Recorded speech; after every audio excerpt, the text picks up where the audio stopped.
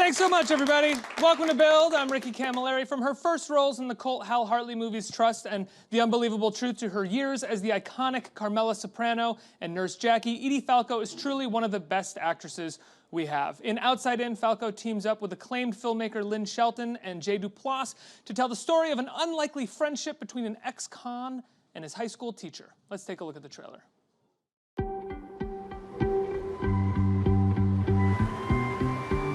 We're a free man in America. Look at this!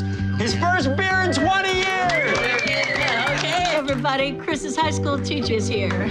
If it wasn't for you, Chris would still be in jail. Holy moly. You're real. You're gonna come over and you can get to know Hildy and Tom. He's here. Congrats on your release. Maybe now I can get my wife back. A lot of guys get out and think they're free, but you're not free yet. Not by a long shot. Okay. You go up here to file? So, what is the most different? Smartphones, whatever everyone's obsessed with. What was it like? How'd you get through it? Your mom is what got me through it. Where were you? I was with Chris. Oh. I'd rather you not bring your charity work home.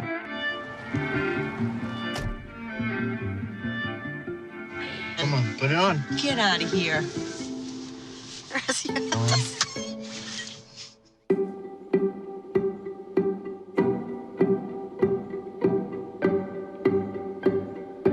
I just wanted a simple life. Come home every day to somebody that I love and be good to them.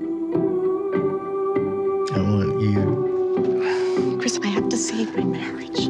Oh my God. Tom, we can be friends. We're not friends. You're the only person I can talk to. You're everything to me. You have a whole big new life in front of you. How could you possibly know that it's me that you want?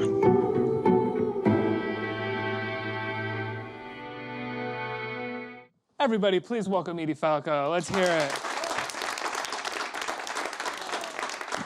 Thanks so much for being here. I'm happy to be here. I'm happy that you're here. I'm such a fan of your work. Thank you. What made you, let's talk about what this movie's about and working with Jay, but what made you want to team up with Jay and Lynn? Because it is, their process is a bit different, right? Oh, I don't know. I don't know. I have no idea what their process even is. But I had done a movie called Landline that Jay Duplass was in. We didn't have a ton of stuff together, but I met him there, and he was funny and kind, and I don't ask for a lot more than that, frankly. And so when I got this script saying that he was going to be in it, and he had co-written it, and then I read it and saw it was smart and funny and good, I was in. Wow. Yeah. That's smart and kind, or funny and kind? Is that what you said? Funny and kind and smart, funny and kind, yes, funny and kind. If you got funny and kind, you don't have to be smart. Smart's Luckily, nice. he is. You could do without, yeah.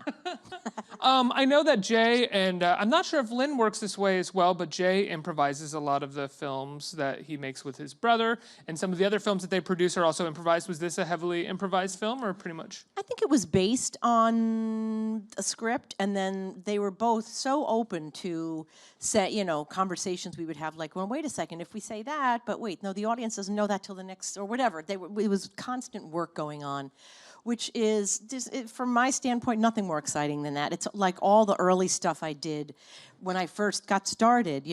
People think, you start out in indie films and then you go on to your real career, and here I am going back to indie films lately and remembering so much of the real fun and the real work and the real stories are taking place in these indie films. And part of it is because the generosity of the writer-director people who are open to hearing your ideas, make you feel like it matters that you have a thought about something. And the writing wasn't particularly, they weren't precious about it.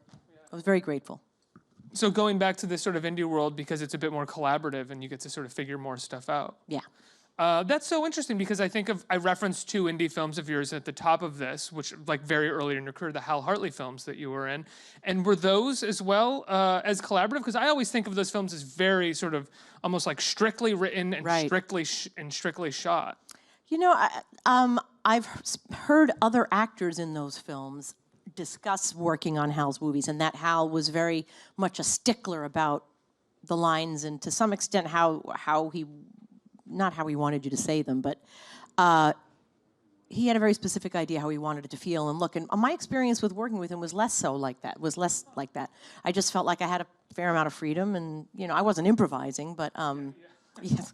But, you know, I felt completely comfortable. I didn't feel at all hemmed in by anything he said. So let's talk about your character in this. I think it's really nice for people to see the part in the trailer where the two of you are putting wigs on, because it's so much about you and your character, and Jay's character is kind of longing to be somebody else in this moment. So what attracted you to this character? What did you like about playing her?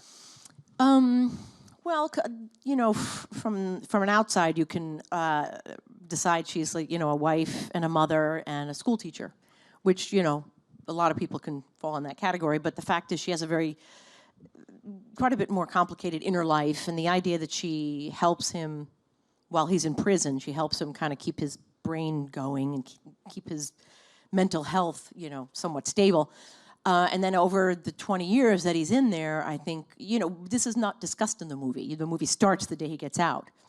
But what it must have been like to realize, I think I'm having other feelings for this guy, and he's much younger than me, and he was my student, and I'm married, and what does all that mean? The idea that, you know, we meet these people when they're in the midst of these questions was very, very exciting, very interesting. And I have to say, there's this common misconception that once you hit 40, I guess, you don't fall in love anymore. You either, you know, met the person you're going to stay with, or you've decided you're not interested in that part of your life or something, because you don't see a lot of it. And you get to watch this woman sort of falling in love and being in love, the first blush of romance and all that stuff, which is, if you're lucky, it never goes away, you know, either with the same partner or with different partners, or however that may play out. But you don't find a lot of scripts like that.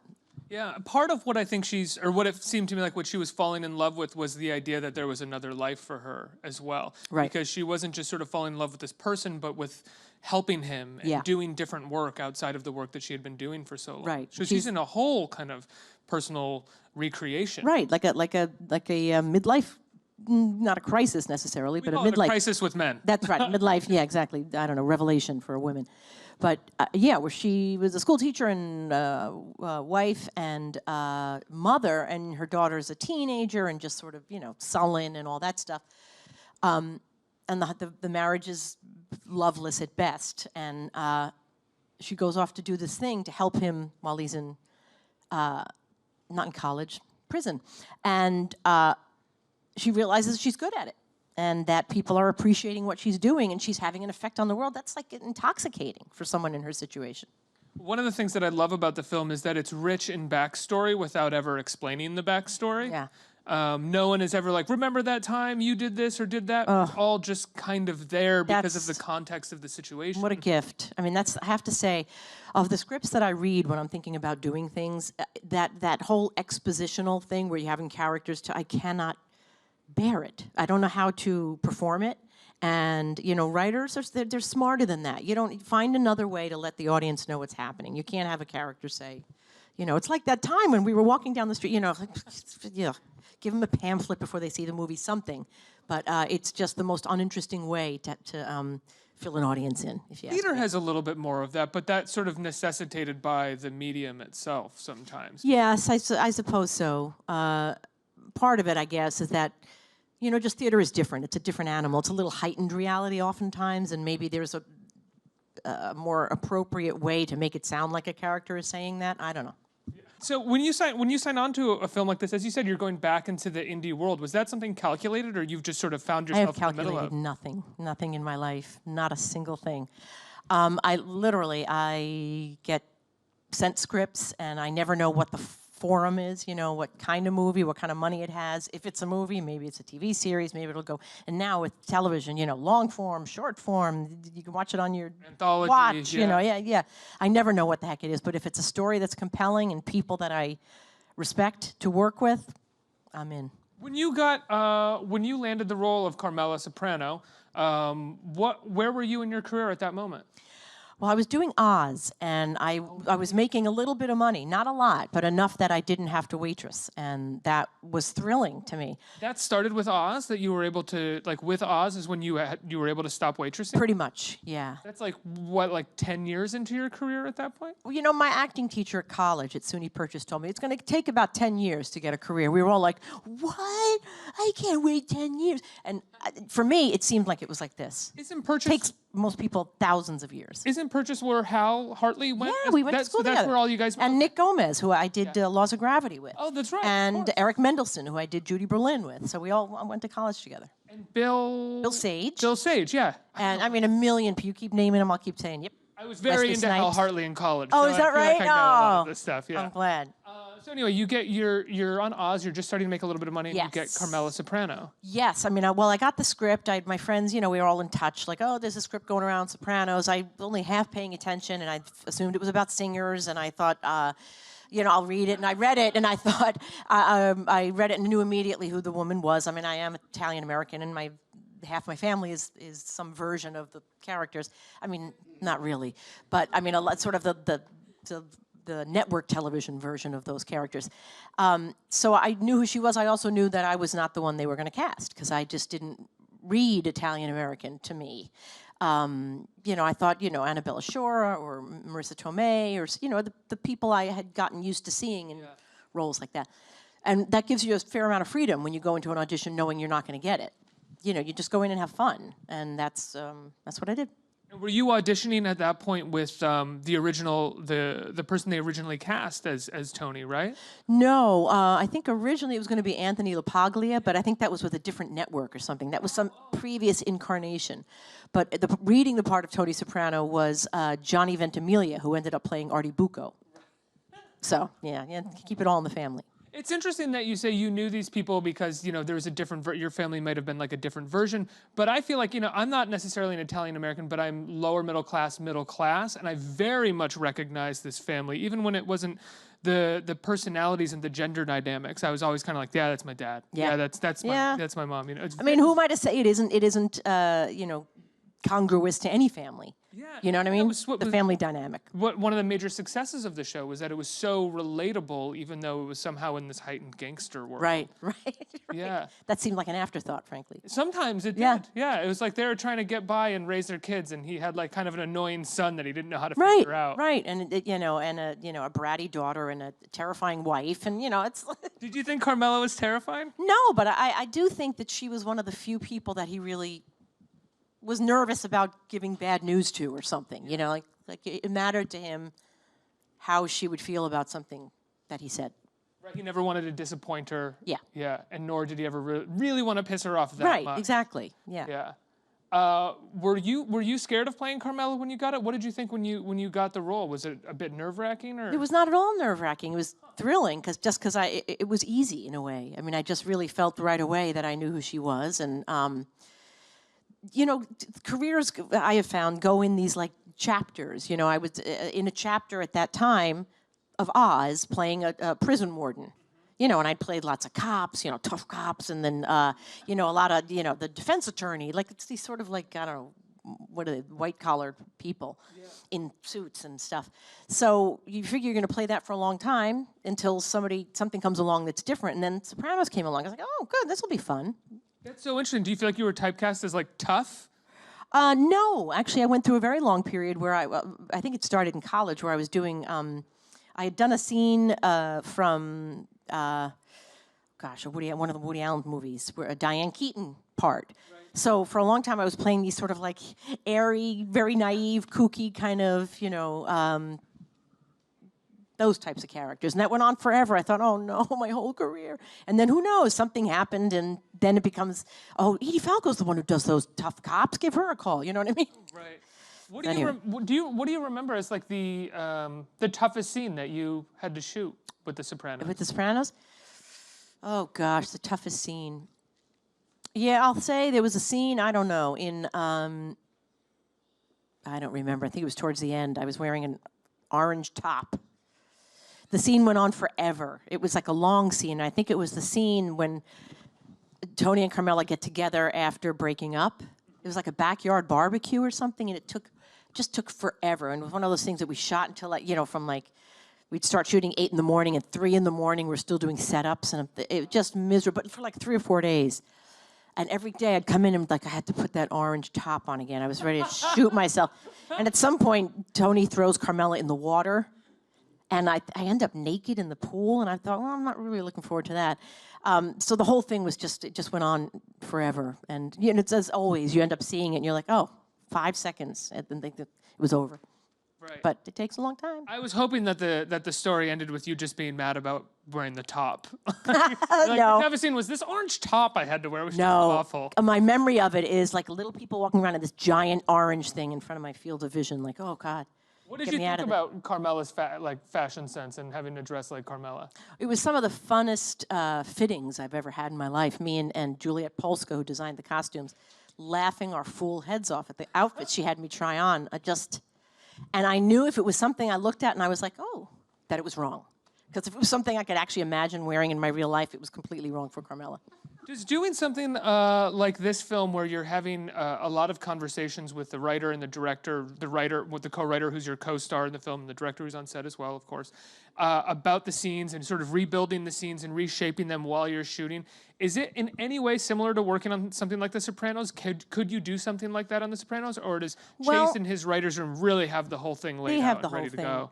David and company, there was nothing for me to touch on that. I mean, there was so much thought going into, there's so much to say about this, but it was a television series, and this has an arc of some kind that I personally know nothing about.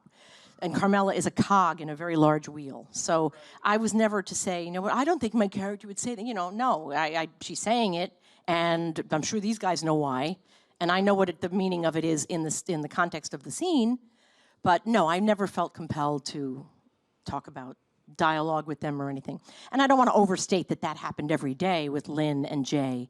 But occasionally I would, we would say, I don't know if this is right here or whatever, but they were completely open to having it be a collaborative effort, and it was thrilling. But totally different on The Sopranos, but thrilling in different ways. Well, with The Sopranos, I mean, it's I think with they're writing such meaty dialogue for Carmela on The Sopranos. Every scene is kind of a battle. Yeah. In some way, it's like what do they say about theater? Every scene is like an interrogation, or this scene or that scene. The Sopranos is really that, and every scene is over a meal. Yeah. Yeah, over a meal. Over some spaghetti. Over James Gandolfini eating while talking. How did he enjoy it? He never stopped. Talk about that? He never stopped. It became a problem for the prop people. Really? Well, they became, you bring an allotted amount of food for the scene, and Jimmy just never, he would eat like during rehearsal, he'd eat between takes, and we were like, there was one scene in particular we did. He's even eating ice cream. And he just, they'd yell cut, and he's eating, and we're talking and eating. And we did 4 or 5, 6 takes, whatever it was, and we had to cut. We had to put the scene aside and do it another day, because he was high as a kite. He's just falling back in the chair. I'm like, oh, Jimmy, where are you? Because he just ate so much. He just can't see, couldn't stop. Couldn't stop. It makes the scenes like every scene is just a little bit funnier because he's shoveling food in his mouth while talking. Yes, but the first take and the last take never match because his eyes are kind of doing some sort of thing like that. Really funny. And you didn't have this problem on Outside In here. No, there was very little food on set. No, there wasn't. What were you nervous at all getting to a certain place with Jay on some of these scenes that the two of you have, and how did you work together on it? I was not worried. As soon as we started to, the truth be told, I had not seen really anything that Jay had done. I just knew he was nice, and you never know, this guy's not really an actor, and like, oh, that can be very scary. Yeah. But as soon as we got there and we started running through scenes, or I'm trying to think if we even had a read-through before we went off to where we shot it. Anyway, I knew immediately he's just one of those guys who doesn't, from an intellectual place, know exactly what he's doing, but a much bigger, more interesting part of him knew exactly what was going on. Like playing when you're a kid, like you're deep in it. You're not going to say, I don't think my character would do, you're just there and you're in it. And that's what Jay was like. Just trying it and being present. Being present. And he had a very rich, full emotional life available to him, which was, sort of unheard of and just great. What is what for you as an actor? What do you find is easier for you to do? Have that sort of be present and having that sort of deep well of emotion, or using the sort of craft that you can intellectually call on? No, I don't even know if I have any craft. I'll be honest with you. I went to SUNY Purchase for 4 years, and I've said this a few times in interviews. And SUNY Purchase is a great school, by the way, but some of it was. Some of it's hard to teach acting, but a lot of students in my class were able to verbalize exactly what their process was and how they went about it, and and I was always like, what? And but the ones who could verbalize it the best were, for me, the least interesting to watch. Yeah. So I thought, well, all right, well, let me hold on to this then. Don't throw in the towel yet, and maybe So I'm not good at the whole talking about it thing. A lot of actors like to, a lot of directors like to give a backstory, and that's never been my thing. Really? Never. What's your thing when you're I mean, I completely agree with you. Having taken a few acting classes, every time I'm around the actors who are like, I really feel like what we did, you're just like, that didn't happen. They just got up there and played. Yeah, it's okay. yeah. They did a good job. Yeah, yes. And when you get up there, you're not doing a good job. Yeah, because clearly you're thinking about what you're doing, and that's, entirely uninteresting. Because you're so focused on being able to talk about your process. That's right. But as a college student, I thought, oh, well, I guess I'm really terrible at this, because I don't know what I'm doing. I don't know how to talk about it. I don't know how to... Anyway, it was a real crisis of confidence. Yeah, that happens in or sometimes just after college is when the crisis of confidence really Yeah, strikes. I had mine during and after. But yeah. To each his own. So when you said that you don't really call in a backstory, so what's your preparation like going into? I don't think I have one. Really? I think I get on set and you read. Ideally, you have the lines memorized and you're reading opposite. You're looking at the person's face. There's so much information there. Where are you? What is this place? What is it? What does this countertop feel like? Who is this person to you? There's so much rich information in the moment. For me to have read a book about this person previous to that, for me, it doesn't help me in any way that I'm aware of. Yeah, I'm not an actor really, but I couldn't agree more with that. It's weird when people want to go, what's the circumstance here? What is this? And it's like, well, it's here. Just, yeah, I don't know. Why are we talking about it? Yeah, right, exactly. They're angry at each other. Go. Yeah. Yeah. That's it. They're mad. Go.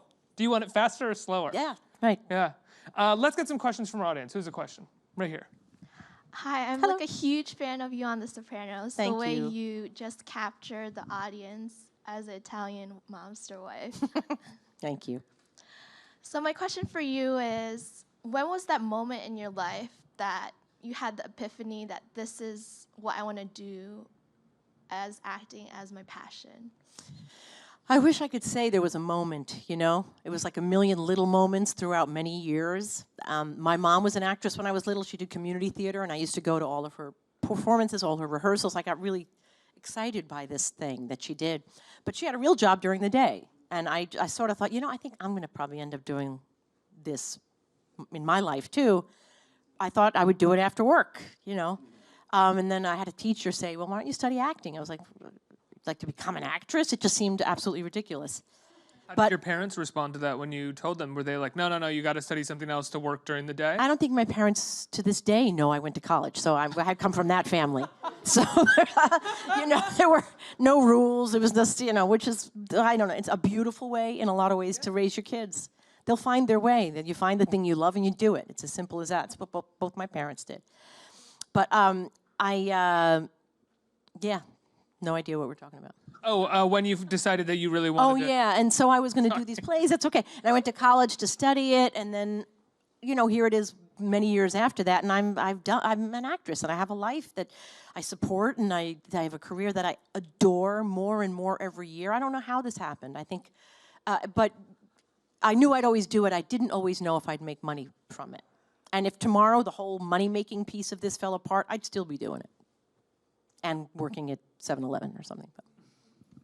Next question. Hi, my name is Jaden Major. Hi.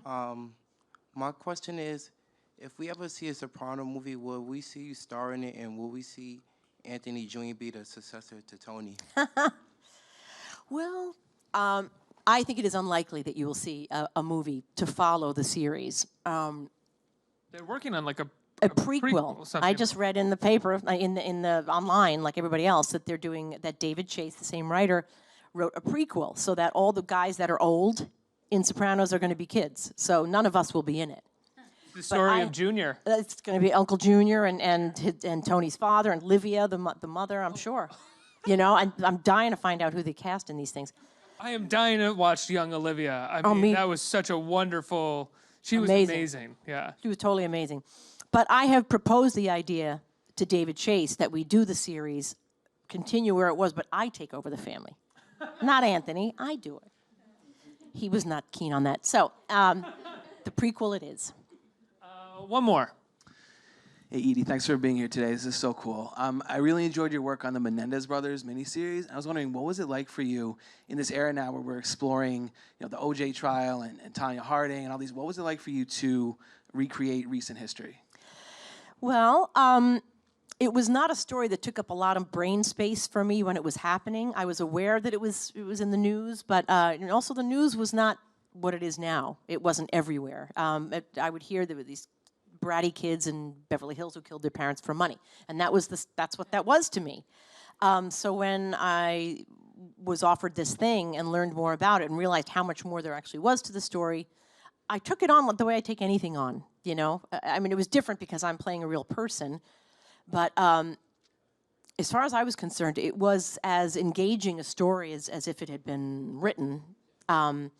And I know this is like a thing that people are doing now with the Versace thing and OJ and all that. But, as I said, I never know what I'm doing. I'm just, they give me the script and I show up. I'm like, oh, this looks like fun. So, yeah, I just happen to know that they're making a lot of these days. But I really did I got very deeply involved in that story. And actually, my heart was broken for these kids, these boys. Being the mother of a son, you can't help but... what a horrible thing. But anyway, it's also part and parcel of what I do, and the way I do it, I can't help but care about it. What is one or two performances that you've seen that have really inspired you, over the course of your career? Oh, wow. Well, I was just talking to someone about, gosh, it might have been the 80s. I was in either high school or college. I forget. Laurie Metcalf was doing Bomb in Gilead, the Steppenwolf Company, down here, some little theater. And I went to see it, and she has a monologue in the middle of the play, this woman I'd never heard of.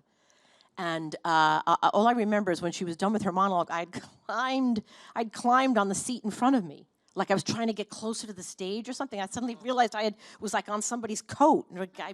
I just couldn't take my eyes off this woman.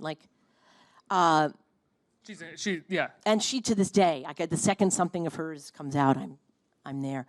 It's like a full body actress. She's like, I don't know how to describe watching her on the stage, but it's incredible. There is no part of her that is not involved. Yeah. She's a complete physical, and she's a real character actress in the old-fashioned sense where she just looks different, sounds different, and everything that she does. I also came to see Sweeney Todd when I was, I guess, in high school or something, and. Though musicals, I mean, it's not where my life has gone, but that was another time where I thought, I have to do this. I have to do this. I have to do this for the rest of my life. Wow. And you have? I have. How about that? How about that? When can people see Outside In? The 30th, March 30th. March 30th? Next week. In theaters or on Netflix? In theaters. Where's the person who has all this information? Much better than Rob! Me. Oh, Rob? In theaters and on demand. On demand. March 30th. Maybe I should have known that. No, it's okay. I should have. You told me 5 seconds ago. It's a wonderful film. Congratulations. Thank you. I really loved it. Edie Falco, everybody. Let's hear it.